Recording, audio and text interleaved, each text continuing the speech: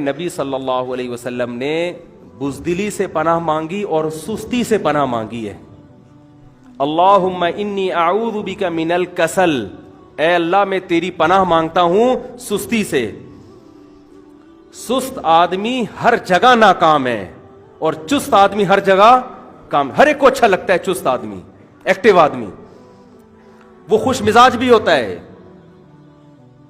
تو ایکٹیو رہا کرو. اور ایکٹیو بننے کے نسخے کیا ہیں وہ میں اکثر بتاتا رہتا ہوں، میرا موضوع بالکل ہٹ جائے گا. ایکٹیو بننے کا سب سے بڑا نسخہ ہے کہ صبح جلدی اٹھ کے جاگنگ کرو.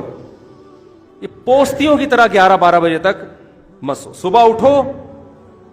آج کل تو سردیاں، فجر سے پہلے جاگنگ کر لو، بھاگو. نہیں آتا تو میرے پاس آؤ، میں بھگاؤں گا آپ کو. ایک دفعہ میں نے ایسے ہی کیا، 3 دن کی ورکشاپ کروائی. اس کا نام رکھا ڈیجیٹل خانقاہ. میں نے کہا ہماری خانقاہ ہے، ویسے تو خانقاہ میں اللہ اللہ بھی ہوتا ہے، یہاں اللہ اللہ بھی ہوگا، تہجد بھی ہوگی، لیکن تمہارے باپ کو بھی بھاگنا پڑے گا، کیونکہ یہ سست آدمی شریعت میں نہیں ہے. تہجد پڑھ رہے ہو، دعا مانگ رہے ہو، وہ صحیح، لیکن اگر آپ سست ہو تو یہ دیندار آدمی اسلام کو بدنام کرے گا. سمجھ رہے ہیں؟ نہیں آ رہی بات سمجھ میں؟ جب لوگ دیکھیں گے نمازی بھی ہے، تہجد گزار بھی ہے، لیکن سست ہے، تو اس سے بدنام نمازی ہوں گے کہ نہیں ہوں گے؟ لوگ کہیں گے یار یہ دنیا دار اتنے ایکٹیو ہوتے ہیں اور یہ نمازی کیسے ہوتے ہیں؟ تو میں نے 3 دن کا ایک ورکشاپ کروائی. اس میں لوگوں سے فیس لی، اس لیے کہ ان کے مصارف ہم اپنی جیب سے تھوڑی کھلائیں گے آپ کو. اتنے بھی ہم نیک نہیں ہیں کہ تمہارے فائدے کے لیے اپنی جیب سے میں کھلاؤں. میرے کیا لگتے ہو بھائی آپ؟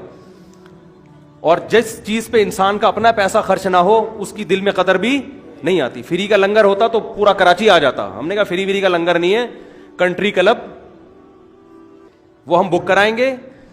3 ٹائم کا کھانا وہ بھی آپ کے خرچے پہ ہوگا، کنٹری کلب کے کمروں کا کرایہ بھی آپ کے خرچے پہ ہوگا. سمجھ رہے ہو؟ تو آپ جب اپنے خرچے پہ انسان آتا ہے تو فائدہ ہوتا ہے. تو ان کو ہم نے 4 بجے بھگایا تو ایسے ایسے کیس سامنے آئے نا، میں حیران ہو گیا. پہلے تو میں نے خود تھوڑی سی ٹریننگ کر لی، کیونکہ مجھے بھی بہت دن ہو گئے تھے بھاگے ہوئے. میں نے کہا ایسا نہ ہو میں نہ بھاگ سکوں. تو میں نے پہلے پارک میں، شیخ پہلے خود تو سیدھا ہو جائے نا کیونکہ مجھے بہت دن ہو گئے تھے بھاگے ہوئے. تو میں نے پہلے دیکھا میرا اسٹیمنا برقرار بھی ہے یا نہیں ہے. تو میں نے اس سے 1 دن پہلے پارک میں دوڑا تو اللہ کا شکر ہے سیٹ تھا. میں نے کہا اپنی سیٹنگ صحیح ہے. تو پھر ہم نے ان کو کہا چلو بھی صبح 4 بجے. وہ بھاگ ہی نہیں رہے، چل رہے ہیں. میں نے کہا بھائی یہ میں اس لیے آپ کو بتا رہا ہوں آپ بھی ایسا کرو. میں نے کہا بھاگو یار. کہہ رہے نہیں بھاگا جا رہا. میں نے کہا تھوڑا سا تو بھاگو یار، 2 قدم تو بھاگو. 2 قدم بھاگو گے، پھر کل 3 ہو جائے گا، پرسوں 4 ہو جائے گا، اور آہستہ آہستہ انسان میں اسٹیمنا بنتا ہے نا. میں نے ہمارے کلاس میں ایک بہت باریک سا لڑکا تھا، بہت ہی دبلا، کہنا دبلے پن کی توہین ہے، باریک تھا وہ. تو میں نے اسے کہا جم جاؤ، کھاؤ پیو، آپ پہ ماس چڑھ جائے گا نا، تھوڑا جان پکڑو گے. وہ کہہ رہا ہے مجھ سے تو جم میں ویٹ ہی نہیں اٹھتا. میں نے کہا 1 کلو کا ویٹ اٹھا لو. کہہ رہے نہیں وہ بھی نہیں اٹھتا. یہ میں آپ کو واقعہ برائے واقعہ نہیں ہے، یہ سمجھانے کے لیے کہ کچھ تو کر بھائی، جتنا تیرے اندر استطاعت ہے کچھ تو کر، کچھ تو ہل. آج تھوڑا سا ہلے گا، کل تھوڑا اسٹیمنا. یہ جو جم میں اتنے بڑے بڑے ویٹ اٹھا رہے ہیں، کوئی پیدائشی تھوڑی اٹھا کے پیدا ہوئے تھے یہ کہ جب دنیا میں آئے تو اتنا بڑا ویٹ اٹھا کے اما نے کہا یہ تو بڑا ماشاءاللہ بلڈر ہے. آہستہ آہستہ ہوا نا. تو جب وہ طالب علم کی سمجھ میں ہی نہیں آ رہا، میں نے کہا ایک تنکا لو، اس کے دونوں طرف قمیض کا بٹن لگاؤ، یہاں سے شروع کرو. تنکا لو جھاڑو کا، قمیض کے دونوں طرف کیا لگاؤ؟ بٹن. اس سے ویٹ اٹھانا شروع کرو. کہہ رہے یہ کیا بات ہے؟ میں نے کہا یہ اٹھا سکتے ہو نا؟ کہہ رہے ہاں. میں نے کہا یہ اٹھاؤ. میں نے کہا پھر اس کے بعد شیروانی کے بٹن پہ آ جانا جو بڑا والا ہوتا ہے.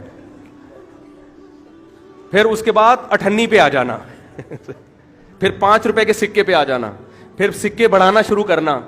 میں نے کہا انشاءاللہ ایک دن آپ 50 کلو کا ویٹ بھی اٹھاؤ گے. لیکن یہ جو باریک ہے نا اتنے کہ پتہ ہی نہیں چلتا صرف قمیض آ رہی ہے، یہ اس کے اندر بندہ بھی ہے. مجھے تو کئی دفعہ میں نے کہا شبہ ہوتا ہے وہ قمیض ہی آ رہی.